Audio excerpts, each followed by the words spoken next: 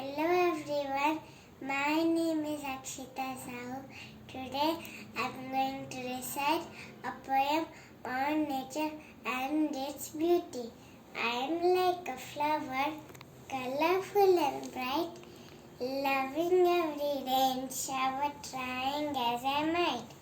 I am like a fish, dancing in the waves, popping all the bubbles with a smile on my face.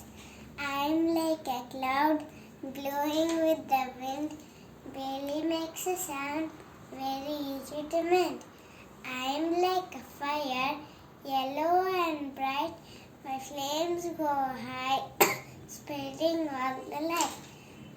I am the mighty tree, grown with loving care, I stand here tall, with all I can share. I am like a bird, swing up in the sky, free and sturdy, flying around high, high, high.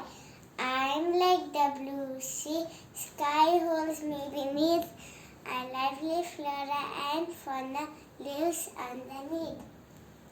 Oh, Mother Earth, you are beautiful indeed. I promise to keep you healthy and hearty with all my deed. Thank you, everyone.